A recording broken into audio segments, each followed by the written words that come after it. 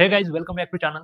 I hope तुम्ही तुमचा महाडिस्कॉमचा जो रिझल्ट आहे तो पाहिलेला असेल आणि जर तुमचं नाव सिलेक्शन लिस्टमध्ये असेल तर तुम्ही खूप खूप खूप खूप खूप खूप हॅपी असाल. आणि आय होप तुमचं नाव असलंच पाहिजे त्याच्यात. जर तुम्ही योग्य प्रकारे मेहनत केली असेल तर तुमचं नक्कीच सिलेक्शन झालेलं असेल. आणि पुन्हा तुम्हाला तुमच्या सिलेक्शनसाठी खूप खूप शुभेच्छा. आणि जर तुमचं सिलेक्शन नाही पण झालेलं असेल तर येणाऱ्या काही दिवसात होऊन जाणार. आता कसं ट्रान्सकोचा पण रिझल्ट यायचा आहे आणि डिस्कॉमचा जेईमध्ये आणि एईमध्ये पण मला 1-2 नावं कॉमन दिसले आहे. मग ते जेईमध्ये सिलेक्शन झाले असल्या आणि एईमध्ये दोन्ही याच्यात झालेलं आहे, त्यामुळे मग ते एईच प्रिफर करणार. तर मग ते जेईची जे जागा आहे ते मग रिकामी होऊन जाणार, तर तिथे काही लोक येऊन जाणार.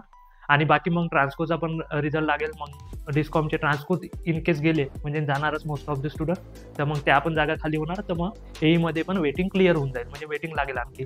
तर असा पूर्ण सीन आहे. तर जर तुम्ही वेटिंगमध्ये पण असेल म्हणजे मोस्ट ऑफ द जे स्टुडंट आहे जे खाली पण आहे लिस्टमध्ये सध्या नाही आहे त्यांचं पण सिलेक्शन होऊन जाणार. आता जर आपण थोडं अनालिसिस पाहिलं तर महाडिस्कॉम जेईचे 50 सिलेक्शन आहे आणि महाडिस्कॉम एईचे 298 सिलेक्शन आहे. जर आपण जेईचा जनरलचा कट ऑफ पाहिला तर मेनमध्ये म्हणजे जनरलमध्ये तो 82 आहे आणि विथ म्हणजे जर वुमन रिझर्वेशनमध्ये तो 75 आहे. 82 पॉईंट समथिंग आहे, पण 82 पकडून चाला. आणि इकडे 75 आहे, थोडा हाय गेला. 82 म्हणजे 100 पैकी 82 म्हणजेच 120च्या जवळपास आहे तो कट ऑफ. म्हणजे तुम्ही बघू शकता, म्हणजे जागा कमी असल्यामुळे 50च जागा असल्यामुळे तो थोडा हाय गेला. मग ते वॅकन्सी कमी असल्यावर असंच होणार आहे, तर त्यामध्ये काही मोठी गोष्ट नाही आहे. तर आणि पेपर पण सोपी असेल, थेरॉटिकल असेल जेईचा, त्यामुळे तो कट ऑफ वाढलेला आहे. एईचा जर कट ऑफ आला तर तो 70.28 असं काहीतरी आहे वुमन रिझर्वेशनचा. आणि जर जनरलमध्ये वुमन रिझर्वेशनचा 70.70 म्हणा तेवढा आहे. आणि जर जनरल म्हणजे सगळे झाले त्याचावाला कट ऑफच्या इथं अशी बनवलेलं आहे. म्हणजे ते काहीतरी आहे, तसा विद्यार्थी मिळाला नाही किंवा मग तसं काहीतरी आहे ते.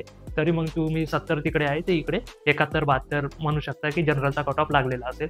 तर अशा प्रकारे जेईचा जनरलमध्ये हायस्ट म्हणजे 82 आणि डिस्कॉममध्ये एई म्हणजे तुम्ही 71-72 किंवा 73 पकडू शकता, एवढा कट ऑफ आलेला आहे. बाकी कॅटेगरी वाईज तुम्ही त्या PDF पाहू शकता. तर असा ओव्हरऑल कट ऑफ होता, असे सिलेक्शन आहे.